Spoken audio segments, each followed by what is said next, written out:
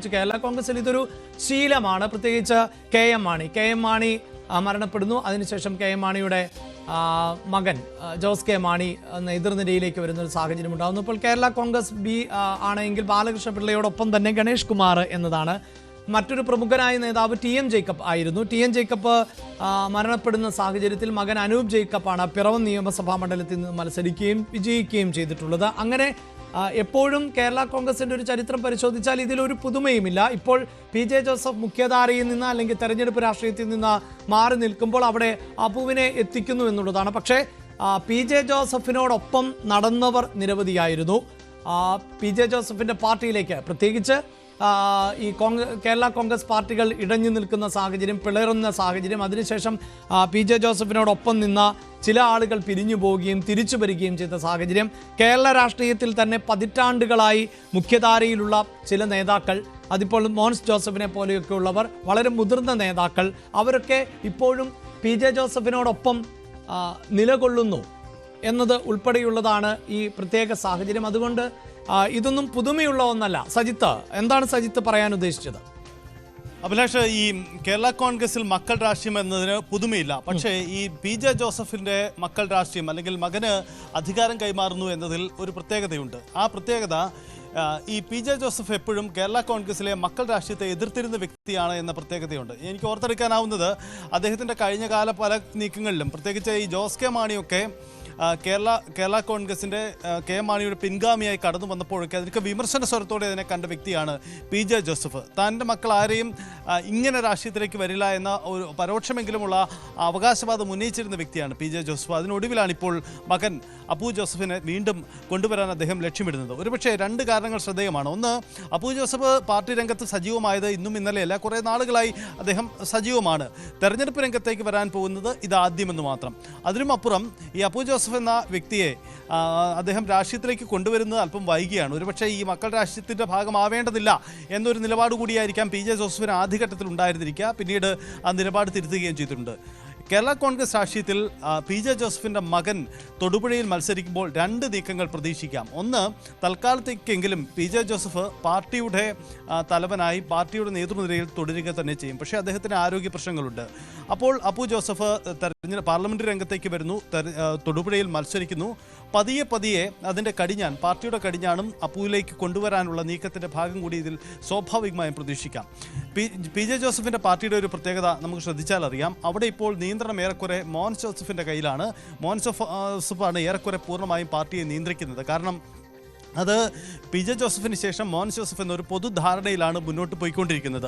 അതിനിടയിലേക്കാണ് P J ജോസഫിൻ്റെ മകൻ കൂടി കടന്നു വരുന്നത്. വലിയ വെല്ലുവിളി ഇക്കാര്യത്തിൽ ഉണ്ടാക്കുമെന്നത് തർക്കമില്ല. കാരണം കേരള കോൺഗ്രസ് ആണ് പാർട്ടി, തർക്കങ്ങൾ സ്വാഭാവികമാണ്, അത് തന്നെ ഉണ്ടാവാം.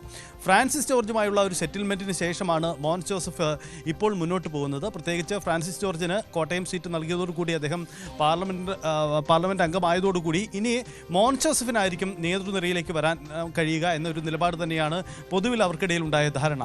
അടുത്ത തവണ UDF അധികാരം കിട്ടിയാൽ കേരള കോൺഗ്രസിൽ നിന്ന് ആര് മന്ത്രിയാകുമെന്ന ചോദ്യത്തിന് മോൻസ് ജോസഫ് എന്നൊരു ഉത്തരമാണ് തൽക്കാലം കേരള കോൺഗ്രസ് കേന്ദ്രങ്ങൾ മുന്നോട്ട് വയ്ക്കുന്നത്. അവിടെയാണ് അപ്പു ജോസഫ് എന്ന മറ്റൊരു വ്യക്തി കൂടി കടന്നു വരിക. സ്വാഭാവികമായും മറ്റൊരു അധികാര കേന്ദ്രമായി തർക്കവിഷയമായി അത് മാറുകയില്ല എന്ന ചോദ്യമുണ്ടാകും. സ്വാഭാവികമാണ്. അത് പി ജെ ജോസഫ് ഒക്കെ ഭാവിയിൽ ഇക്കാര്യത്തിൽ എടുക്കാൻ പോകുന്ന നിലപാടും ഇതിൽ വളരെ പ്രധാനപ്പെട്ട കാര്യമാണ്. ഇനി തൊടുപുഴയിലേക്ക് വന്നാൽ, തൊടുപുഴ നമുക്കറിയാം പി ജെ ജോസഫിൻ്റെ ഒരു ഉറച്ച മണ്ഡലം എന്നതാണ് പൊതുവിൽ തൊടുപുഴ വിലയിരുത്തപ്പെടുന്നത്. പക്ഷേ തൊടുപുഴയിൽ തോറ്റ അനുഭവവും പി ജെ ജോസഫിനുണ്ട്. അവിടെ PT തോമസ് ഒക്കെ ജയിച്ച കാലഘട്ടം നമുക്കറിയാം. അങ്ങനെ എല്ലാ അർത്ഥത്തിലും കേരള കോൺഗ്രസിൻ്റെ മണ്ഡലമല്ല തൊടുപുഴ. പി ജെ ജോസഫ് ആയതുകൊണ്ടും അദ്ദേഹത്തോടുള്ള താല്പര്യം കൊണ്ടും മാത്രം വിജയിച്ചു വരുന്ന ഒരു UDF മണ്ഡലം എന്നതാണ് തൊടുപുഴയുടെ പ്രത്യേകത. എന്നാൽ പി ജെ ജോസഫ് മാറി നിന്ന് മത്സരിച്ചാൽ അവിടുത്തെ സാധ്യത എത്രമാത്രം എന്നതും കേരള കോൺഗ്രസിന് മുന്നിൽ വെല്ലുവിളി ഉണ്ടായിരുന്ന ഒരു ചോദ്യമാണ്. പ്രത്യേകിച്ച് ഈ മകൻ അപ്പു ജോസഫിന് സ്ഥാനാർത്ഥിത്വം നൽകാനുള്ള തീരുമാനം കേരള കോൺഗ്രസിനകത്ത് തന്നെ ചോദ്യം ചെയ്യുന്ന ഒരു വിഭാഗമുണ്ട്. പ്രത്യേകിച്ച് തൊടുപുഴയിൽ പ്രാദേശിക തലത്തിൽ അവിടെ പി ജെ ജോസഫിന് ശേഷം സ്ഥാനാർത്ഥിത്വം പ്രതീക്ഷിച്ചിരുന്ന ചിലരെങ്കിലും ആ അതൃപ്തി പരസ്യമാക്കിയിട്ടുണ്ട്. ജോസഫ് ഗ്രൂപ്പ് വിട്ട് മറ്റ് രാഷ്ട്രീയ നീക്കങ്ങളുമായി അവർ മുന്നോട്ട് പോയിട്ടുമുണ്ട്. ഇത്തരത്തിൽ വെല്ലുവിളി കേരള കോൺഗ്രസിനെ കാത്തിരിക്കുന്നതുമുണ്ട്. അതുകൊണ്ട് പി ജെ ജോസഫിൻ്റെ ഈ അധികാര കൈമാറ്റം അത്ര കണ്ട് എളുപ്പമല്ല. വെല്ലുവിളികളുണ്ട്. രണ്ട് തരത്തിലാണ്. ഒന്ന്, പാർട്ടിക്ക് ആഭ്യന്തരമായി അകത്ത് തന്നെ ഉണ്ടാകുന്ന പ്രതിസന്ധികൾ. മറ്റൊന്ന്, തൊടുപുഴ സീറ്റിൽ അപ്പു ജോസഫിന് വിജയിച്ച് കയറാനാകുമോ എന്ന ചോദ്യം, അങ്ങനെ ഒരു രണ്ട് തരത്തിലുള്ള വെല്ലുവിളികൾ ഇക്കാര്യത്തിൽ നേരിടുന്നുണ്ട്. മറ്റൊന്ന്, മോൻസ് ജോസഫിന് ശേഷം അപ്പു ജോസഫോ അതല്ലെങ്കിൽ PJ ജോസഫിന് ശേഷം അത് മോൻസ് ജോസഫിലേക്ക് ആണോ പാർട്ടിയുടെ പാർലമെന്ററി നേതൃത്വം കൈമാറുക, അതല്ല അത് അപ്പു ജോസഫ് മറ്റൊരു അവകാശവാദവുമായി മുന്നോട്ട് വരുമോ എന്ന മറുചോദ്യവുമുണ്ട്. എന്തായാലും വളരെ സുപ്രധാനമായ നീക്കമാണ് കേരള കോൺഗ്രസ് വിഭാഗത്തിൽ നടക്കുന്നത്. അതായത് KM മാണിക്കും PJ ജോസഫിനും ഇരു പുത്രന്മാരിലേക്കും പാർട്ടി കൈമാറ്റം സംഭവിക്കുന്നു എന്ന സ്വാഭാവിക പ്രതിഭാസമാണ് സംഭവിക്കുന്നത്.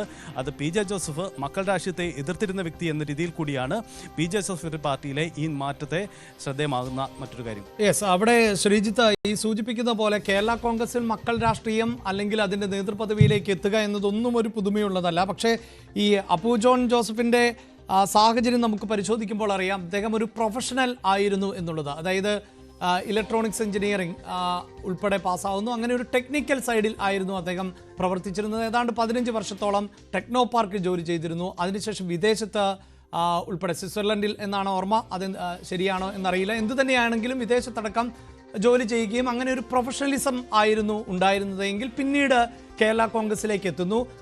ആ എത്തിയ ഘട്ടത്തിലുമെല്ലാം പാർട്ടിയെ കൂടുതൽ പ്രൊഫഷണൽ ആക്കും എന്നായിരുന്നു പറഞ്ഞത്. പ്രത്യേകിച്ച് യുവതലമുറയ്ക്ക് കൂടുതൽ അടുപ്പം പുലർത്താവുന്ന തരത്തിൽ പാർട്ടിയെ മാറ്റുമെന്ന് പിന്നീട് അതിൻ്റെ ചീഫ് കോർഡിനേറ്റർ ആയി നിയമിക്കുകയും ഒക്കെ ചെയ്ത പശ്ചാത്തലമുണ്ട്. അപ്പോൾ ഈ തെരഞ്ഞെടുപ്പ് രാഷ്ട്രീയം എന്നതിനോടൊപ്പം തന്നെ സംഘടനാ തലത്തിലും അപ്പുവിന് കൃത്യമായൊരു ഇടം നൽകുകയും ഒരുപക്ഷെ ആ നിലയിലുള്ള പ്രവർത്തനങ്ങൾ കൂടി ജോസഫ് ഗ്രൂപ്പിൽ നടക്കുന്നുണ്ട് എന്നുകൂടിയല്ലേ മനസ്സിലാക്കേണ്ടി വരുന്നത്?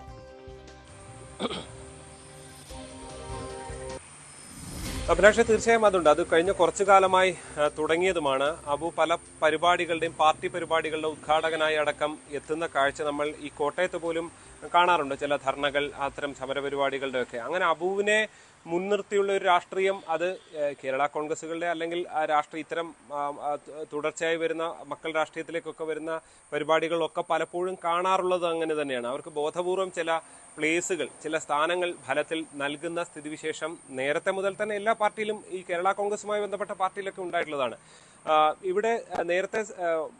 ഇവിടെ ബുദ്ധിപരമായി PJ ജോസഫ് ചെയ്യുന്നൊരു കാര്യം, ഒരു പരിധിവരെ ഇപ്പോൾ ചെയർമാൻഷിപ്പ് കൈമാറുക, അല്ലെങ്കിൽ ചെയർമാൻ സ്ഥാനത്ത് PJ ജോസഫ് തുടരുന്നു. തൊട്ടടുത്ത ചെയർമാനായി അബു എന്ന നിലയിലേക്ക് PJ ജോസഫ് എത്തിയിട്ടില്ല എന്നതാണ് നമുക്ക് പറയാൻ കഴിയുന്നത്. ഇപ്പുറത്ത് കഴിഞ്ഞ തവണ KM മാണി ഈ മരിച്ച ശേഷമുള്ള പാർട്ടിയിലെ പ്രതിസന്ധി ഉണ്ടാക്കിയത് ചെയർമാൻഷിപ്പുമായി ബന്ധപ്പെട്ടതാണ്. ഇത് അധികാരം എന്നുള്ളത് കേവലം ആ നിലയിലാണ് ഇവിടെ കേന്ദ്രീകരിച്ച് ഫലത്തിൽ കേരള കോൺഗ്രസിൽ പോകുന്നത് എന്നുള്ളതാണ് നമ്മൾ സമീപകാലത്തൊക്കെ കണ്ടിട്ടുള്ളത്. 2 തൊടുപുഴ പോലൊരു സീറ്റിൽ മോൻസ് ജോസഫോ ഫ്രാൻസിസ് ജോർജോ അല്ലെങ്കിൽ അങ്ങനെ ഏതെങ്കിലും ഒരു നേതാക്കൾ, അങ്ങനെ കേരള കോൺഗ്രസിലെ തലയെടുപ്പുള്ള നേതാക്കളൊന്നും തന്നെ ഇപ്പോൾ ആ സീറ്റ് പ്രതീക്ഷിക്കുന്നില്ല എന്നുള്ളതും വളരെ പ്രധാനപ്പെട്ടതാണ്. മറ്റു പലരും കോട്ടയംകാരാണ് അല്ലെങ്കിൽ എറണാകുളം ആ മേഖലയിലുള്ളവരാണ്. അതുകൊണ്ട് തന്നെ തൊടുപുഴക്കാരായുള്ള ഈ നിരയിൽ നിൽക്കുന്ന നേതാക്കൾ ആരുമില്ല എന്നുള്ളതും അബുവിന് കുറച്ച് കാര്യങ്ങൾ എളുപ്പമാകുന്നുണ്ട്. നേരത്തെ പറഞ്ഞ പോലെ പ്രാദേശിക എതിർപ്പുകൾ കൗൺസിലർമാർക്കിടയിൽ അടക്കം വലിയ എതിർപ്പുകൾ ഉണ്ട് എന്നുള്ള യാഥാർത്ഥ്യം അവിടെ നിലനിൽക്കുകയാണ്. അത്തരം എതിർപ്പുകൾ എത്രത്തോളം തെരഞ്ഞെടുപ്പിൽ ബാധിക്കുമോ? സംസ്ഥാന തലത്തിലുള്ള എതിർപ്പിനെക്കാട്ടിൽ വലിയ പ്രതിസന്ധിയായിരിക്കും പലപ്പോഴും പ്രാദേശിക തട്ടിൽ, താഴെ തട്ടിൽ നേതാക്കളുടെ പിന്തുണ ഇല്ലെങ്കിൽ ഉണ്ടാകുക. കാലുവാരൽ രാഷ്ട്രീയമൊക്കെ പലപ്പോഴും അങ്ങനെയൊക്കെയാണ് കാണാറുള്ളത്. അതിന്റെ ആഴം എത്രത്തോളമാണ് എന്നുള്ളത് തെരഞ്ഞെടുപ്പിന് ശേഷം മാത്രമേ നമുക്ക് അറിയാൻ സാധിക്കുകയുള്ളൂ. നിലവിൽ എന്തായാലും അബു അടുത്ത തവണ മത്സരിക്കും എന്നുള്ളതാണ് നമുക്ക്